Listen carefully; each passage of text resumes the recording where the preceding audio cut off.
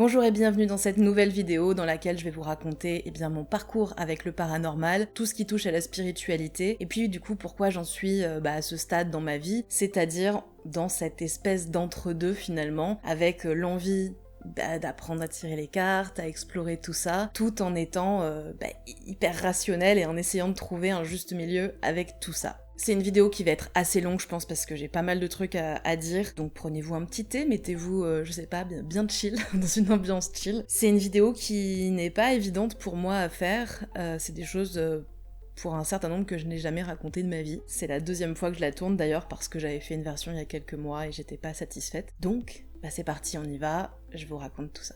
Déjà au niveau de mon contexte familial, moi j'ai grandi dans une famille où il y avait ce double rapport déjà, comme je pense dans beaucoup de familles, en vrai en tout cas j'ai l'impression, vous me direz ça en commentaire, si c'était le cas chez vous ou pas, mais il y avait ce double discours où à la fois on s'intéresse à la spiritualité, on parle de médiumnité, on tire les cartes, on va voir les voyantes, et en même temps, il y a un truc très associé à la folie, il faut faire attention, c'est n'importe quoi. Donc il y a vraiment les deux qui cohabitent avec, j'ai quand même ma grand-mère qui avait une collection entière de bouquins dédiés à l'astrologie, avec chaque signe son petit bouquin, etc. Qui allait voir des voyantes qui lui tiraient les cartes. Certaines lui auraient dit des choses qui se sont révélées. Donc il y avait un peu cette rumeur-là, on va dire, dans la famille. Et en même temps, du côté de la famille de mon grand-père maternel, donc le père de ma mère, il y avait vraiment pas mal de gens qui étaient médiums, qui travaillaient en fait comme voyants. Mon grand-père lui-même était magnétiseur et sourcier, mais toute cette branche de la famille était décrite comme complètement tarée. Ma mère avait des très mauvais rapports avec son père, je l'ai très peu vu, moi, mon grand-père, dans ma vie. Il est venu quand même quelques fois chez nous, et notamment une fois où, en fait, avec ses baguettes, il a indiqué à mes parents un endroit où il y avait une source d'eau, et effectivement, il y avait une source d'eau, et ça a permis à mes parents de faire construire un puits à cet endroit-là, et pendant des années, d'arroser le jardin avec l'eau de pluie qui venait de ce puits. Plutôt. Donc il y avait un peu ce double truc de... c'est le grand-père qui est complètement taré, mais bon, il nous a quand même trouvé de l'eau. Voilà, quoi faire de cette info, on sait pas trop. Mais c'était quand même associé à lui et à une forme de folie. Donc c'était pas un truc... c'était pas un truc qui était présent, si du coup, mais en même temps avec beaucoup de méfiance, on va dire ça comme ça, et un discours finalement très contradictoire. Moi, en grandissant, écoutez, à l'adolescence, comme beaucoup d'ados, je pense, je m'intéresse à tout ce qui est spiritisme, etc. Je commence avec des copines à aller dans des boutiques ésotériques qui étaient hyper mal vues quand moi j'étais ado, donc c'était un peu notre petit truc interdit. Et un jour, avec deux copines, je pense qu'on avait 14 ans, quelque chose comme ça, on se retrouve toute seule chez l'une d'entre elles, ses parents n'étaient pas là. Et on fait deux choses. La première chose qu'on a faite, c'est qu'on a pris 3 aiguilles, qu'on a bien désinfectées évidemment. On s'est chacune percé un petit peu le bout du doigt. On a fait sortir une petite goutte de sang. On a mis notre goutte de sang chacune dans une espèce de petite éprouvette. Je sais pas d'où ça venait cette éprouvette. Mais enfin bon, on les a mis dedans. On a mis un peu d'eau, je sais pas pourquoi. On a mélangé ça et on s'est dit, super, maintenant on est amis pour la vie. On est sœurs de sang, c'est génial. Et puis dans un second temps, dans cette même pièce, qui était donc la chambre de mon ami, on pose nos aiguilles sur le côté, et puis on décide de faire une séance de spiritisme et d'essayer d'invoquer les esprits. En n'ayant évidemment aucune connaissance de ce sujet, juste en se disant on va faire comme dans les films et puis on verra bien ce qui se passe. Spoiler, pendant cette séance, il ne se passe rien du tout, on n'a vraiment aucun signe de rien, donc voilà, assez rapidement on laisse tomber. On descend à l'étage d'en dessous où était le salon, on vit notre vie d'adolescente de 14 ans, on fait des trucs, j'imagine, de l'époque, on papote, et puis à un moment donné, ma copine chez qui on était remonte dans sa chambre, elle a oublié un truc, bon bref, elle va chercher un truc dans sa chambre, elle est à peine rentrée qu'elle se met à hurler. Vraiment, elle pousse un hurlement, mais terrible. Avec mon ami, on est en bas, on se demande ce qui se passe, on se précipite, et en arrivant à la porte de sa chambre, on la voit, elle, par terre, en train de se tenir le pied, visiblement en train de souffrir, et elle nous dit tout de suite « Avancez pas, n'avancez pas, attention les aiguilles ». Et là, on voit les aiguilles qu'on avait utilisées pour devenir sœurs de sang, plantées dans la moquette, pointent vers le haut, et vraiment pointées vers la porte d'entrée, en fait. Et en fait, elle, n'ayant pas vu ça, en rentrant dans sa chambre, a marché sur une de ses aiguilles, et elle l'avait dans le pied très enfoncé, d'où le cri. Alors, je me suis souvent posé la question de est-ce que peut-être c'était ma pote qui a voulu nous faire une blague et qui a fait ça? Peut-être, je saurais jamais. Elle dit que non, mais bon, voilà. Ce qui me pose question, c'est que il y a deux choses. La première, c'est qu'elle est rentrée et il y a eu vraiment peu de temps en fait entre le moment où elle est rentrée et le moment où elle a hurlé. L'autre chose, c'est que les aiguilles, quand on a essayé de les enlever à la main, on a mais galéré tellement elles étaient enfoncées. Donc il aurait fallu qu'elle prenne une chaussure, qu'elle les enfonce avec le pied. Et puis, qu'elle nous fasse une mauvaise blague à nous, c'est une chose, mais en fait, à ce moment-là, celle qui a l'aiguille dans le pied, c'est elle, c'est pas nous. Alors est-ce que peut-être c'était un truc, je sais pas, on pourrait se dire qu'elle avait envie de se faire plaindre ou quelque chose, mais c'est quand même particulier d'aller chercher à se faire du mal comme ça. Bref, je sais pas, je saurais jamais, mais il y a quand même beaucoup d'éléments qui sont très bizarres dans cette histoire. Et sur l'instant, ce que ça nous a fait surtout, c'est que ça nous a fait méga flipper, vous vous en doutez. Et du coup, on s'est dit, ok, plus jamais on refait ça. Comment on l'a interprété à l'époque? On s'est dit, on a voulu contacter des esprits, on savait pas faire, on a fait n'importe quoi, et en fait on a attiré certainement un esprit, mais pas un très gentil, et il nous l'a signifié en plantant gentiment ses aiguilles dans la moquette. Vrai ou pas vrai, je sais pas, mais en tout cas c'est comme ça qu'on l'a vécu sur l'instant. Les années passent, donc là où je vous dis l'époque des aiguilles, là j'avais à peu près 14 ans, et au début de ma terminale, donc j'ai à peu près 17 ans, il y a une période où je commence à entendre des voix, j'ai un peu des visions. Oh non, j'ai oublié un truc. Je suis en train de me dire, j'ai oublié un truc où j'avais déjà eu une vision avant, quand j'avais une dizaine d'années, où dans ma chambre j'avais eu... je m'étais réveillée dans la nuit, et j'avais vu une espèce de silhouette toute blanche, qui ressemblait un peu à une femme, qui tendait la main vers un de mes meubles et s'était tournée vers moi et elle avait pas de visage. Ça avait quand même duré assez longtemps, trop longtemps pour que je puisse me dire ok c'était un éclat de lumière ou c'était un flash, c'était beaucoup plus long que juste un flash. Et puis surtout ça avait vraiment une forme humanoïde. Et il y avait absolument aucune lumière dans ma chambre à ce moment-là. Je me suis relevée direct parce que ça m'a vraiment marqué. Je me suis dit, oula, qu'est-ce qui est en train de se passer? Ça m'a fait vraiment flipper. Donc directement, dès qu'elle a disparu, je suis sortie de mon lit en courant. Je suis allée voir mes parents qui m'ont dit, non, mais c'était rien, machin. C'était un éclat de lumière, certainement. Sauf que, encore une fois, il y avait pas de source de lumière à proximité, donc je ne sais pas d'où ça pouvait venir. Ce qui est sûr, c'est que ça m'a un peu traumatisée et qu'après ça, j'ai pas pu dormir dans le noir pendant des années et des années. Bref, je reviens à mon année de terminale, j'ai 17 ans, je commence à avoir un peu des espèces de flashs, alors... Je me souviens pas de tout, mais j'entendais beaucoup de voix, je voyais des images, des choses comme ça, enfin voilà, ce qu'à l'époque on a qualifié d'hallucination visuelle et auditive. C'était pas un truc qui sur le moment prenait beaucoup d'espace dans ma vie, c'était pas tous les jours, c'était pas tout le temps, c'était pas régulier, si c'était quand même assez régulier mais c'était pas envahissant, voilà, c'est le terme que je cherche, jusqu'à un jour précis. Alors ce jour-là, je vais au lycée, et pour y aller, je passe par une toute petite impasse. On la voit sur Google Street View, donc je vous mettrai des inserts pour que vous voyez vraiment à quoi ressemble cette impasse. Donc c'est une impasse qui est minuscule, comme vous pouvez le voir sur les images. On ne peut pas dans cette impasse se croiser, c'est-à-dire que si on croise quelqu'un, il faut que tout le monde se tourne et se mette sur le côté pour pouvoir se croiser. Donc ne tient qu'une personne, ce sont de chaque côté des murs de bâtiments, il n'y a pas de porte, il n'y a pas de fenêtre, il n'y a rien du tout, hein, c'est des grands murs. C'est une allée qui est quand même assez longue, et au bout de laquelle il y a une place, et sur cette place il y a une salle de sport. Donc il y avait quand même pas mal d'allées et venues parce que il y avait des gens qui passaient par là pour aller à la salle de sport, et puis d'autres personnes qui comme moi coupaient en fait par là pour aller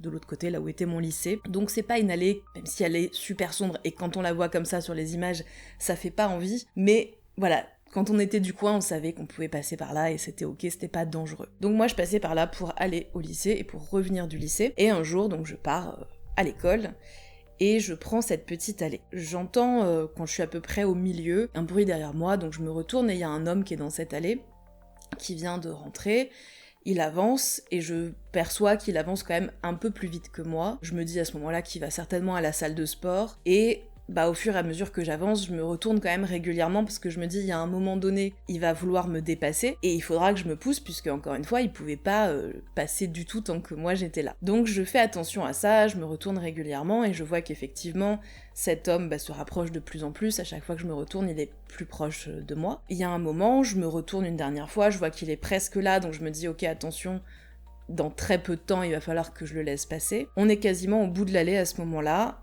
et tout à coup, j'entends quelqu'un qui m'appelle, j'entends mon prénom. Je me retourne du coup, puisque ça vient de derrière moi, et là, je vois que le mec n'est plus là. Alors à ce moment-là, j'ai un bug, parce que entre les 2 fois où je me suis retournée, entre le moment où il était presque à ma hauteur et le moment où il était plus là, il s'est passé un laps de temps extrêmement court. Donc même si le mec, je sais pas, avait oublié un truc chez lui, d'un coup s'est dit « Ah merde, je vais faire demi-tour et puis je reviendrai après », il aurait dû être toujours dans l'allée en fait. Il pouvait pas avoir eu le temps d'atteindre le bout de l'allée, même s'il avait tapé un sprint d'un coup, enfin vraiment c'était quelques secondes, donc il aurait pas pu être déjà au bout de l'allée. Je l'aurais vu, je l'aurais entendu, je pense aussi, s'il avait tapé un sprint.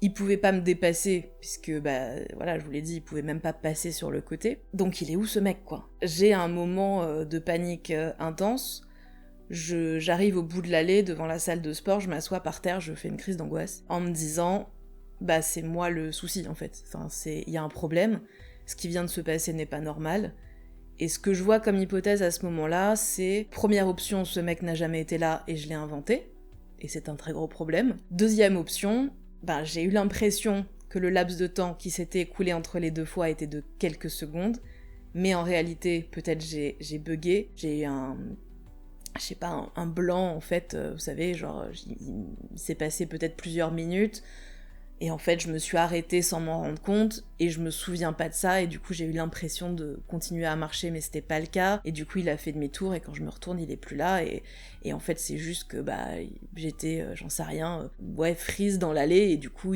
peut-être même qu'il a essayé de me pousser, et puis qu'il a pas réussi, qu'il a pas compris, qu'il a fait demi-tour. Donc, voilà, je me dis, peut-être j'ai eu un blanc, et il me manque un moment de temps dans ma vie, et je m'en suis pas rendu compte. Dans les 2 cas, c'est hyper angoissant pour moi, et je me dis surtout que j'ai un gros problème et que je suis en train de devenir folle en fait. Ça me stresse suffisamment pour que j'en parle à ma mère et à ma psy de l'époque, parce que je me dis c'est pas normal. Alors autant les visions avant, j'en parlais pas trop, parce que je vous dis c'était pas envahissant et c'était une fois de temps en temps. J'avais surtout très souvent ce sentiment qu'on m'appelait. J'entendais beaucoup de gens, j'entendais mon prénom très très souvent. Ça arrive à plein de gens en vrai. Je pense que ça nous est tous arrivé au moins une fois de croire qu'on nous appelait, en fait non. Donc ça, c'est pas un truc qui m'inquiétait plus que ça. Mais là pour le coup, cet événement-là, je me dis ok, t'es en train de perdre la tête en fait. Donc j'en parle à ma psy, qui était psychiatre, qui convoque mes parents et qui demande qu'on me fasse passer des examens médicaux, parce qu'il y a évidemment, je pense que vous en doutez certainement, j'ai 17 ans, potentiellement l'arrivée d'une schizophrénie. Donc elle demande des examens médicaux complémentaires pour, en plus de son analyse à elle en tant que psy, avoir une imagerie neurologique, voir un peu ce qui se passe, et précisant que c'est pour une recherche d'éventuelle schizophrénie. Tout revient parfaitement normal, et à partir de ce moment-là, je n'ai plus rien entendu, je n'ai plus rien vu pendant plusieurs années, et il n'y a plus de problème. Pendant les années qui vont suivre, je vais rester quand même un petit peu intéressée par tout ça. Je vais notamment voir à plusieurs reprises des personnes qui tirent les cartes, je vais voir une médium aussi quand j'ai à peu près 21-22 ans. Des gens qui vont me dire des choses qui se sont révélées exactes, qui ont été bluffantes, mais en même temps, je me dis toujours, est-ce que peut-être je sais pas, en fait, comme j'avais l'info, est-ce que j'ai pu influencer, moi, le cours des choses pour que ça se passe comme on me l'avait prédit? Est-ce que peut-être c'est moi, en fait, qui envoie quelque chose, une énergie, ou je sais pas quoi, et en fait, c'est juste quelqu'un qui capte des micro-expressions, des choses comme ça, et puis qui fait des scénarios logiques? Est-ce qu'il y a toujours cette question de l'effet Barnum? Est-ce que peut-être on nous me dit des choses qui, en fait, sont hyper banales, hyper larges, et du coup, ça a de grandes chances d'arriver à plein de gens dans leur vie. Et en même temps, en ayant tout ça en tête, il y a quand même des choses. Il y a un exemple en particulier, la médium que j'ai vue, j'avais 21-22, elle me décrit à ce moment-là, je sais plus comment elle me formule ça, si c'est l'homme de ma vie, mais voilà, bon, la personne pour moi, on va dire. Et elle me donne des éléments, un certain nombre d'éléments, alors un petit peu physiques, mais surtout d'autres choses sur cette personne que je vais rencontrer. La seule chose, c'est qu'au niveau timing, elle me donne pas du tout de timing, et voilà, elle me donne tout ça. Donc moi j'avais pris des notes, pas folle la guêpe, pendant cette petite séance de médiumnité. Elle m'a dit des choses quand même sur le passé qu'elle pouvait pas savoir, je le précise, mais évidemment on peut toujours se dire que, j'en sais rien, peut-être c'est de la télépathie, peut-être qu'elle captait des choses. Je précise quand même qu'à l'époque, il y avait pas... Si, il y avait internet, j'allais dire, il y avait pas internet, si. Il y avait internet, mais on ne prenait pas rendez-vous en ligne, on ne payait pas en ligne, donc j'avais pris rendez-vous par téléphone, elle n'avait que mon prénom. Ça aurait été très très compliqué pour elle de trouver des infos sur moi en ligne à cette époque-là. Donc elle m'a quand même dit des choses du passé qu'elle ne pouvait absolument pas savoir. Mais voilà, il y a cette description, j'avais pris mes petites notes sur toutes ces caractéristiques de cette personne formidable qui m'attendait. Et il se trouve que toutes les caractéristiques qu'elle m'a données correspondent à mon mec. Sauf qu'il s'est passé 10 ans entre le moment où j'ai fait cette séance de médiumnité et le moment où j'ai rencontré mon mari. 10 ans, c'est long. Donc il y avait quand même pas mal d'éléments qu'elle m'avait donnés, dont on pourrait se dire, peut-être effet Barnum, ça va à tout le monde. Sauf que, vous vous doutez bien que comme j'avais mes petites notes, pendant 10 ans, évidemment qu'à chaque fois que j'ai eu le moindre crush sur quelqu'un, j'ai ressorti mes notes et j'ai comparé ça à la personne pour qui j'avais un crush. Et puis vous savez comment c'est quand on a un crush, c'est que non seulement on a envie que ça colle, mais en plus, des fois on cherche un petit peu... comment on peut faire coller, quoi. On essaye de tordre un peu la réalité. Donc genre, oui, il y avait... elle m'avait dit c'est quelqu'un qui a un rapport avec le soleil, donc moi, dès que je rencontrais quelqu'un, j'étais là, attends, la personne revient de vacances au Mexique, peut-être c'est ça. Vraiment, le truc qui n'a aucun rapport. Mais voilà, vous voyez comment on est quand on a envie que quelque chose colle. Et écoutez, pendant 10 ans, tous les gens à qui j'ai comparé ces descriptions, quelque part, il y a personne qui a collé. Et c'est pas genre, ça collait à chaque fois à 80-90%, mais il y avait toujours un ou deux éléments où ça matchait pas. C'est genre vraiment, ça matchait jamais. C'est même le rapport inverse, en fait. C'est-à-dire qu'à chaque fois, oui, il y avait peut-être un ou deux trucs que je pouvais faire coller à cette personne pour qui j'avais un crush, mais tout le reste et l'ensemble du reste, ça collait pas du tout. Elle m'avait même dit des trucs, par exemple, elle m'avait dit « il est plus jeune que vous ». Et moi, à l'époque, je n'étais en couple qu'avec des gens beaucoup plus âgés que moi, donc 10-15 ans de plus que moi. Quand elle m'avait dit ça, je me souviens que j'avais essayé de la convaincre qu'elle se trompait en lui disant « non, je pense pas, c'est impossible. C'est impossible que je sois attirée par quelqu'un de plus jeune que moi. Ça n'arrivera jamais. Vous êtes sûre de vous ?» Elle était là « ouais, je pense, bon, si vous voulez, peut-être c'est quelqu'un de votre âge. » Ah non, c'est pas quelqu'un de mon âge. Puis au bout d'un moment, je lui dis non, mais à mon avis, c'est quelqu'un... moi, je vois que des gens qui ont 10-15 ans de plus que moi. Elle me dit non. Là, non. Elle me dit si c'est ça, il fait hyper jeune. Bon, mon mec a 6 ans de moins que moi. Elle m'a dit aussi un truc que moi-même, je ne savais pas. À savoir, dans les éléments qu'elle m'avait donnés, elle m'avait dit c'est quelqu'un avec qui vous avez des origines communes. Et je savais pas trop ce que ça voulait dire parce que moi, dans ma famille, j'ai pas trop... on sait pas trop, quoi, au niveau généalogique. On sait que, voilà, des deux côtés, c'est plutôt la région de Lyon. Du côté de ma mère, un petit peu l'Ardèche. Mais c'est à peu près tout ce qu'on sait. Et en fait, après avoir rencontré mon mec, j'ai fait un test, vous savez, les tests de généalogie, là où on vous décrit toute votre ascendance. Et il se trouve que j'ai appris comme ça qu'en fait, la majorité de mes gènes, je sais pas comment c'est fait exactement, mais en gros ça vous dit d'où vous êtes originaire précisément, quel pourcentage vous avez, etc. Et en fait, moi, la grosse majorité, ça vient du Gard, et mon mec est du Gard. Mais moi-même, au moment où je l'ai rencontré, je ne savais pas que j'avais autant d'origines, je savais même pas que j'avais des origines gardoises, en fait. Donc, voilà. Ça, c'est vraiment un des trucs les plus bluffants, je pense, qui me pose le plus question. Bref, on revient un petit peu en arrière, puisque quelques années après avoir vu cette médium, j'ai à ce moment-là 25 ans, mon papa est tombé gravement malade. Et ça, l'histoire que je vais vous raconter, c'est la deuxième histoire la plus perturbante pour moi, dans le sens où j'ai pas d'explication. Mon père tombe gravement malade. Bon, il a des des traitements évidemment, et ça se passe plutôt bien, c'est-à-dire qu'en fait, à chaque fois, il a des super bons résultats après les traitements, après les différentes chimios, les médecins sont assez épatés, ils nous disent ok, on s'attendait pas du tout à ces résultats, c'est mieux que ce qu'on attendait, mais de très loin, ça a l'air d'aller de mieux en mieux, jusqu'à un moment où, au mois de septembre, mon père se lève dans la nuit, il est chez nous à ce moment-là, il se lève et il tombe. Il perd connaissance, donc le médecin vient, il est réveillé évidemment à ce moment-là, mon papa, et puis pour vérifier un petit peu qu'il n'y a pas de commotion cérébrale, j'imagine, je dis ça, je suis pas du tout médecin, mais j'imagine que c'est quelque chose comme ça, en tout cas pour vérifier un peu son état, on va dire, le médecin lui pose des questions, vous savez, toutes les questions basiques, est-ce que vous connaissez votre nom, où est-ce qu'on est, quelle est votre adresse, qui est le président de la République, vraiment des petites questions basiques pour voir un peu où il en est, et mon père répond nickel, surtout il se fout même un peu de la gueule du médecin, et là non mais, croyez que je sais pas où j'habite quoi. Donc il lui donne tous ces bons renseignements, sauf un, c'est la date. Quand le médecin lui demande la date, mon père répond on est le 31 octobre. Sauf qu'on n'est pas le 31 octobre, on est à ce moment-là je crois le 23 septembre, ou quelque chose comme ça.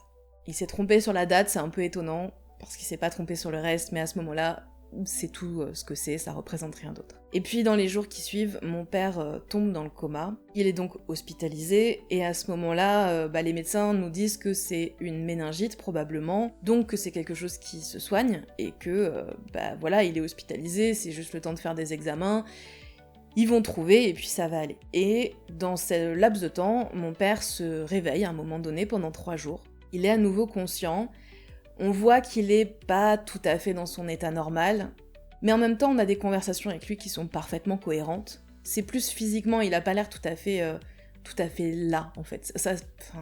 Il est là mais ça a pas l'air d'être tout à fait lui. Je sais pas comment expliquer ça autrement, c'est un peu bizarre, mais voilà, on voit que c'est pas tout à fait lui, mais quand on parle, on a une conversation normale. Et à un moment donné, il nous demande quel jour on est, et on lui explique qu'on est le 27 septembre. Et là, il bug un peu, et il nous dit « On est le 27 septembre, mais vous êtes sûr ?»« Oui. »« On n'est pas le 31 octobre ?»« Non. » Ok. Donc là, déjà, c'est un peu bizarre, parce que c'est quand même la deuxième fois qu'il donne cette date. C'est une date qui n'est rien du tout pour nous, c'est pas une date familiale, ou c'est l'anniversaire de personne, c'est pas un truc important dans la famille. Donc on sait pas pourquoi il confond cette date-là. Mais je vous l'ai dit, à ce moment-là, les médecins pensent que c'est une méningite, donc qu'il va retrouver ses capacités totales et que voilà, ça va revenir. Et puis en dehors du fait qu'il a du mal à retenir la date, je vous l'ai dit, il est normal en fait. Enfin, il a des conversations qui ont du sens, qui sont cohérentes, il sait qu'il est à l'hôpital, il a pas du tout d'autres signes dont on peut se dire ok, il est à côté de la plaque ou il y a un problème. Donc il y a juste ce truc-là, et les médecins nous disent n'hésitez pas à lui en parler parce que c'est quelque chose qui va revenir petit à petit, et en fait c'est bien d'entraîner son cerveau. Donc le lendemain, moi je rentre dans sa chambre, il y avait un grand tableau blanc en face de son lit, et je me dis vu qu'il confond les dates, je vais lui écrire la date du jour, comme ça il l'aura en face de lui et ça va peut-être l'aider en fait. Donc j'écris qu'on est le 28 septembre. Et je vois mon père regarder ça, froncer les sourcils, et se mettre à compter, vous savez, avec ses doigts, je le vois qu'il commence à faire. Et je lui demande ce qu'il fait, et il me dit non mais je comprends pas pourquoi on est le 28 septembre et pas le 31 octobre, ça n'a aucun sens. Je dis ok. J'essaye de lui en parler un peu plus, et très rapidement il me dit non mais c'est pas grave, et on parle d'autre chose, et encore une fois sur le reste il est très cohérent. Le lendemain ou le surlendemain, il retombe dans le coma, les médecins finissent par nous dire que c'est pas une méningite, qu'ils ont fait plein d'examens complémentaires, ils ne savent pas ce qui se passe, ils ne savent pas ce qu'il a. Ce qu'ils voient en revanche, c'est que son corps est en train de s'arrêter petit à petit, et donc tout ce qu'ils peuvent nous dire, c'est qu'il va mourir, mais on sait pas vraiment comment ça se fait, on sait pas de quoi, on a fait plein d'hypothèses. Voilà, on a fait tous les examens qui allaient avec nos hypothèses, il y a rien qui colle, donc on peut pas vous dire autre chose que il va mourir. On demande un peu dans quel délai est-ce qu'il va partir.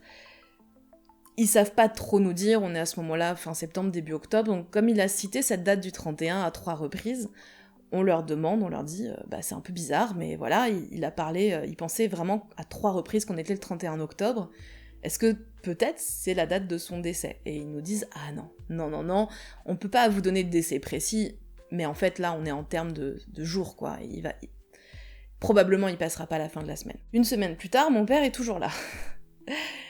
Et là on redemande aux médecins qui nous disent, en fait, oui on peut se tromper à quelques jours près, mais là on voit des signes. Bon, il a tenu une semaine de plus, il a dépassé un petit peu ce qu'on avait anticipé. Mais là, c'est sûr qu'avant la fin de la semaine, il sera parti.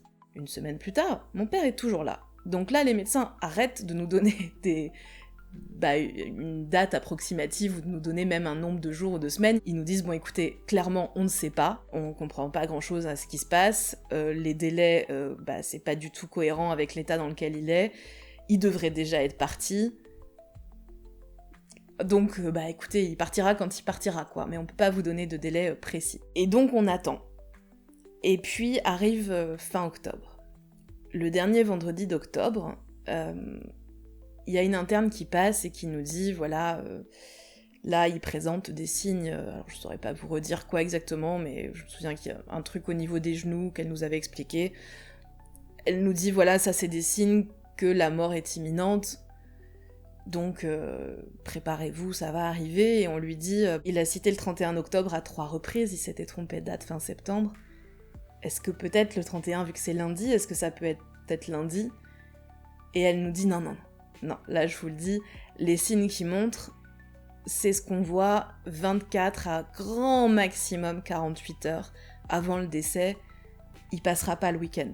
Elle ajoute quand même, bon après il nous a quand même déjà surpris, donc je veux pas non plus trop m'avancer, parce que pour nous il aurait dû partir il y a déjà 3 semaines, mais en vrai, c'est hautement improbable qu'il passe le week-end. Et mon père est décédé le 31 octobre. C'est une histoire que j'ai racontée pas mal de fois, celle-là pour le coup, parce que j'ai pas d'explication, je comprends pas en fait. Comment plus d'1 mois à l'avance, il a pu quelque part prédire la date de son décès? Est-ce que c'est un hasard?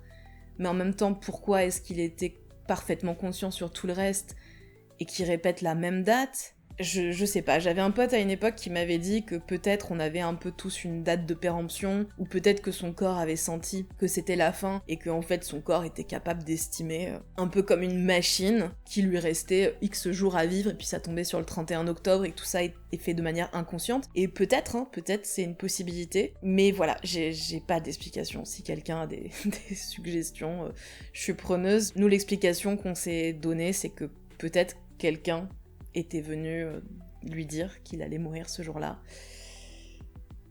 On sait pas.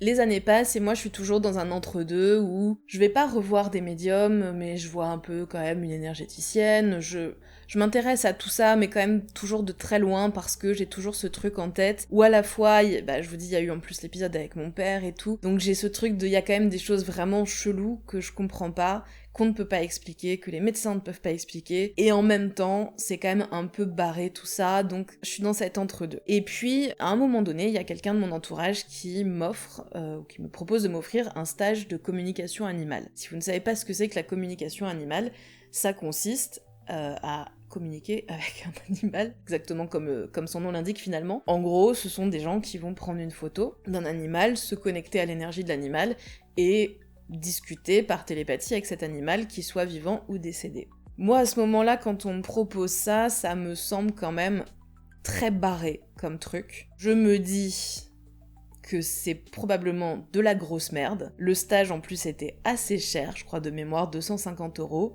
Je n'aurais jamais de ma vie à ce moment-là payé, moi, cette somme-là pour aller à ce stage. Mais comme on me propose de me l'offrir, je me dis, en vrai, j'ai rien à perdre. Et au moins, je pourrais voir un peu ce que c'est et arriver avec cet œil critique et voir un peu ce qu'il en est. Au cours de ce stage, il se passe des trucs un peu chelous, puisque moi, à ce moment-là, j'ai un chat qui est décédé maintenant, mais qui est en vie à ce moment-là. J'ai quelqu'un qui se connecte à mon chat et qui me décrit ma maison. Je me dis, c'est quand même étonnant, mais voilà, c'est pas des trucs... on se dit, il y a toujours d'autres moyens, en fait, elle peut peut-être le savoir par d'autres biais, est-ce que c'est pas très générique, finalement, est-ce qu'il y a pas plein de logements qui sont organisés comme ça? Donc, j'ai toujours ce truc un peu, Oui, il y a des trucs qui ressortent, la formatrice à un moment donné prend la photo de mon chat, me sort des trucs qu'elle peut pas savoir sur lui, sur moi, de mon histoire, de son histoire, donc pour le coup des choses qui ne sont pas sur internet. Donc toujours un peu étonnant, mais voilà, je ressors de là finalement un peu mitige, et je peux pas dire c'est de la merde, ça existe pas, mais je peux pas non plus me dire ok ça marche. Sauf que dans ce groupe, il y a un mec qui est super doué. Et lui, vraiment, il prend une photo d'animal, il sort des trucs, c'est assez impressionnant. Quelques temps plus tard, je suis au Vietnam à ce moment-là. Je suis partie avec mon chat, parce que je suis partie pendant une longue période. Et mon chat, je le trouve pas top. C'est-à-dire que il y a pas de signaux hyper précis, genre il vomit ou quoi, où je me dis oula, il y a un problème, faut l'emmener chez le véto. Mais je le trouve pas tout à fait comme d'habitude, je sens que son poil est peut-être pas tout à fait comme d'habitude. Je trouve qu'il est un petit peu prostré. Voilà, c'est parce que je le connais bien, je pense que je vois qu'il y a un truc qui est peut-être pas tout à fait normal. Mais mon mec de l'époque me dit t'es parano, c'est un chat, y a aucun signal qui montre qu'il est pas bien.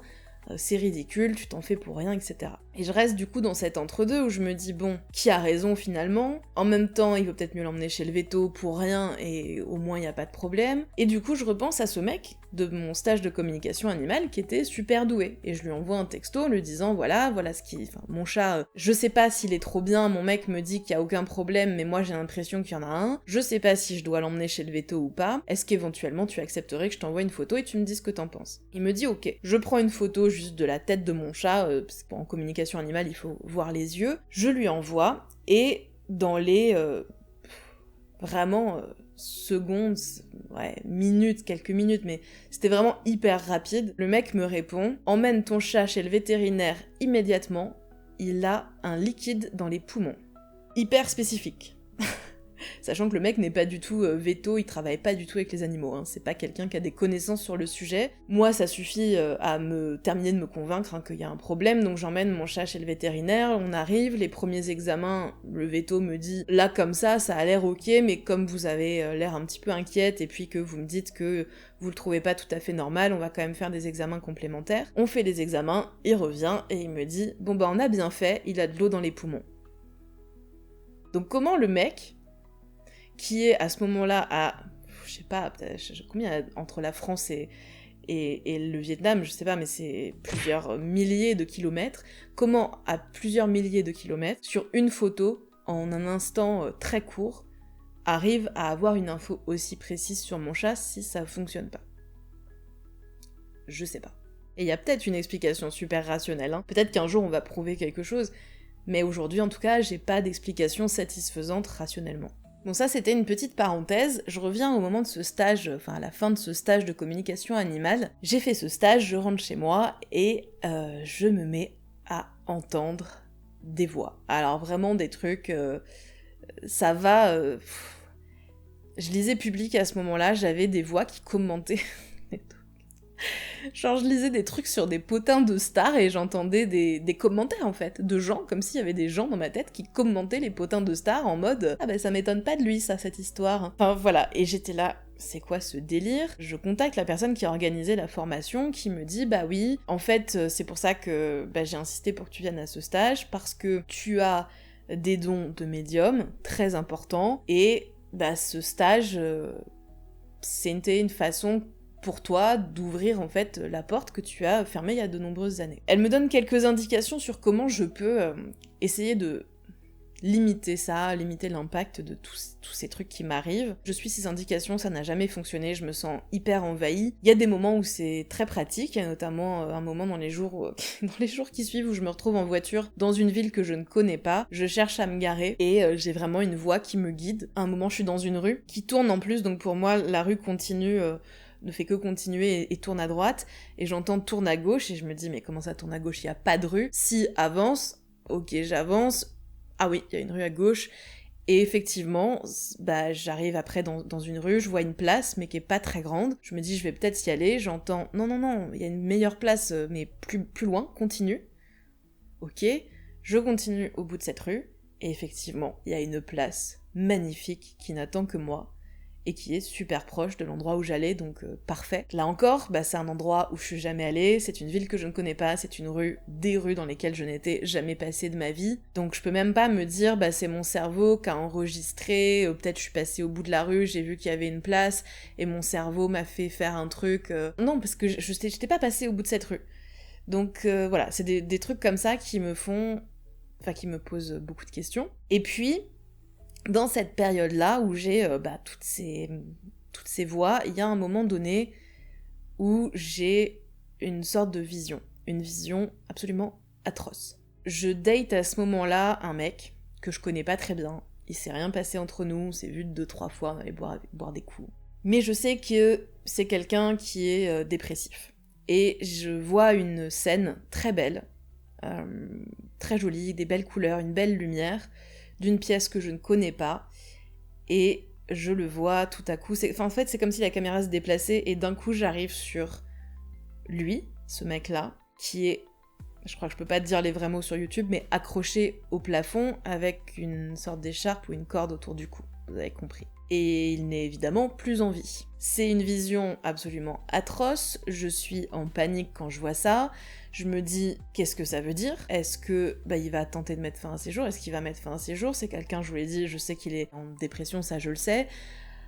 Je me dis, qu'est-ce que je dois faire de ça? Je me sens en tout cas une responsabilité, parce que je me dis, si c'est une vision réelle, prémonitoire, il faut que j'intervienne, il faut que je fasse quelque chose, et en même temps, comme je vous l'ai dit, c'est un mec que je connais pas, quoi. On s'est vu quelques fois, on a échangé un petit peu par message. C'est un peu chelou, quoi, de juste lui envoyer un message. Vous savez, c'est cette phase du dating où même juste envoyer un ça va, tu te dis, oula, est-ce que c'est pas too much, machin. Donc je sais pas, je suis pas bien, je sais pas quoi faire de ça, ça arrive à un point où j'en dors plus, je fais des grosses insomnies, parce que je suis terrorisée à l'idée qu'il lui arrive quelque chose, et de ne rien avoir fait. Après 2 nuits à très mal dormir, je lui envoie un texto quand même en lui disant vraiment « Hey, comment ça va ?» Et il me répond en me disant « Ah, ça va bien, écoute, c'est trop marrant, je pensais à toi il y a 2-3 jours, là, j'ai commencé une série, je pense qu'elle pourrait trop te plaire. » Je crois que c'était Dark sur Netflix, qui est une série allemande.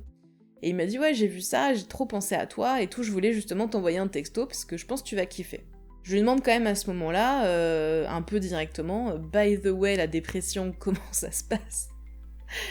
Et il me dit « Bah écoute, non, en vrai, en ce moment, ça va plutôt bien, j'ai changé d'antidépresseur, j'en ai qui vont beaucoup mieux pour moi, je suis plutôt bien en ce moment et tout, merci de demander. » Le soir arrive et je me dis « Bon bah du coup, je suis soulagée, je vais regarder cette série qui a l'air super. » Je lance la série et une des premières scènes, c'est exactement la scène que j'ai vue dans ma vision, sauf qu'évidemment, ce n'est pas le mec que je date qui s'est ôté la vie dans cette scène, c'est un acteur. Et là, je suis vraiment choquée parce que je me dis, ok, donc là, j'ai cette scène que je n'avais jamais vue, et en fait, je sais pas, moi, mon interprétation sur l'instant, c'est, il a commencé cette série, ça lui a fait penser à moi, et du coup, moi, j'ai reçu ça. Ça m'a vachement heurtée, ça m'a vraiment...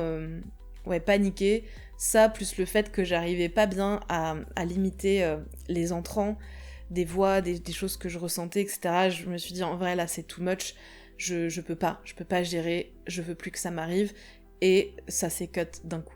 Je ressaute dans le temps, je reviens à cet épisode du Vietnam où ce mec me permet de sauver la vie de mon chat, en tout cas moi c'est comme ça que je le perçois à ce moment-là, et je me dis en fait c'est trop chouette, ce mec il m'a vraiment aidé, il m'a vraiment permis quelque chose de très positif. Si moi aussi j'ai un don, c'est trop dommage en fait si je peux aider des gens à ressentir ça, d'en priver les autres et de rien en faire. Donc à ce moment-là, sur un forum sur lequel je suis inscrite, qui ne parle pas du tout de ces sujets-là, mais il y a une rubrique sur les tirages de tarot et tout ça, je propose à différentes personnes, je leur dis écoutez, mettez vos tirages, me donnez pas d'infos, et moi je vous réponds et je vous dis ce que je sens, puis on voit ce qui se passe. C'est ce qu'on fait, et elles me font, je dis elles, c'est quasiment, peut-être même que des femmes d'ailleurs, elles me disent que, en général, je suis plutôt juste. Sur ce même forum, sur un complètement autre sujet, à un moment donné, me contacte une personne pour une question, mais rien à voir. C'était par rapport à un autre post que j'avais fait sur mes études, bref, elle me contacte pour ça. Je lui réponds, et en lui répondant, j'ai la sensation d'avoir une petite dame avec moi, je sais pas du tout quoi en faire. Je sais pas quoi faire de cette info, je suis très perturbée. Je me sens vraiment débile, je me dis, enfin, pas débile mais folle, je pense c'est plus le bon terme. Je me dis mais je vais lui dire quoi, je sais pas qui est cette personne, elle me contacte pour un truc hyper précis, hyper pragmatique pour le coup. Comment je lui dis, bah sinon j'ai une dame qui est là. Comment je sors ça? Donc je fais une grande réponse en répondant aux questions qu'elle m'a posées, et je termine en mettant un petit PS, en lui disant, je crois que je lui mets simplement un truc genre, c'est un peu bizarre, mais est-ce que t'as peut-être perdu ta grand-mère récemment? Elle me répond, mais pas du tout, sur la grande partie qui concernait sa question initiale, en me disant, putain oui, comment tu sais? Et je lui dis, bon écoute, je suis désolée, je sais pas du tout quoi faire de ça, c'est un truc, je sais pas si j'y crois pas, je développe ça, je développe pas ça. Je vais te dire quels sont mes ressentis, j'espère ne pas être trop à côté de la plaque. Et je lui dis tout ce qui me vient, tout ce que j'ai la sensation tous les messages en fait que me passe cette dame. Et cette dame, elle me dit qu'il faut dire que c'est sa petite fille et qu'il faut lui dire à sa petite fille un certain nombre de choses, et notamment de dire à sa mère qu'il faut qu'elle arrête de culpabiliser, enfin, il y a des messages assez précis comme ça, et moi je suis toujours dans un entre-deux où je suis un peu en mode, bah je te donne ça, et vraiment je suis désolée si c'est que de la merde, quoi. Et elle me répond, cette inconnue, en me disant, écoute, c'est complètement fou, parce que...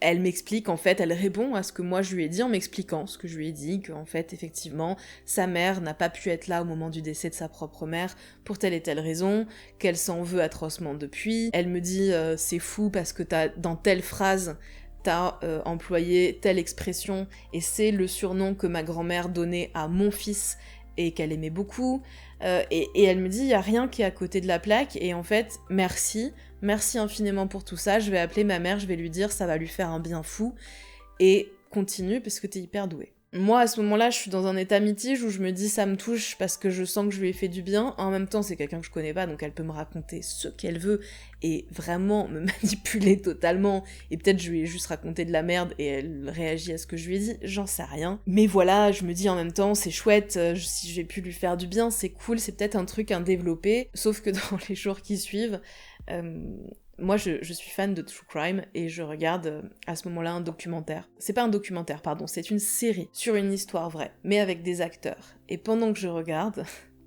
j'entends la voix de ce tueur, qui est donc décédé, qui commente. Alors, au début, c'est des commentaires presque un peu fun, c'est-à-dire qu'au début, il me fait des réflexions en mode dis donc, j'étais quand même plus beau, ils auraient pu prendre un autre acteur. Et c'est des petites choses comme ça. Sauf qu'au bout d'un moment, c'est des menaces où il me dit je vais prendre possession de ton corps, je vais te faire assassiner ton mec et ton chat au milieu de la nuit. Enfin, c'est horrible. Et ça m'a fait tellement peur que ça a complètement écrasé tout le reste de peut-être je peux faire du bien autour de moi. J'ai dit non, c'est terminé, je ne veux plus ça. Et j'ai coupé à nouveau et j'ai dit je ne veux plus recevoir quoi que ce soit. Et puis il y a, je sais pas, 2-3 ans, je me dis ok, j'aimerais bien quand même m'y replonger, mais il faut que je trouve une façon d'avoir quelqu'un à qui me référer pour m'aider en fait, parce que les 2 fois où je me suis vraiment intéressée à ça, j'ai été vraiment submergée. Dès que j'ai un petit peu rouvert, j'ai été submergée, je sais pas le gérer, etc. Et je trouve à ce moment-là une médium au Québec qui propose des séances de mentoring, et je lui demande un rendez-vous et comment je peux me protéger, donc voilà, on a une discussion. Elle m'explique plein de protocoles et tout, sauf que très rapidement dans la foulée, je me dis, je le sens pas, je me sens pas de repartir là-dedans, je me sens pas assez solide en fait à cette période de ma vie pour rajouter un truc qui est un peu bizarre, qui est un peu fou, qu'en même temps j'y crois et j'ai des trucs qui me disent que oui ça existe et en même temps pas du tout. Voilà, je me sens pas d'y aller, donc ça n'ira nulle part, logiquement.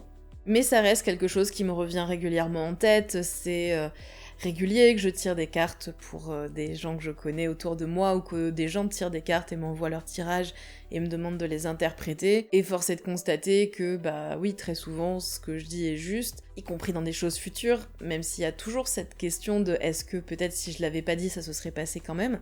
J'en sais rien. En tout cas, j'en arrive avec tout ce bagage que je viens de vous raconter, où j'ai beaucoup d'éléments qui me font dire que probablement ça existe, beaucoup d'autres qui me font dire que probablement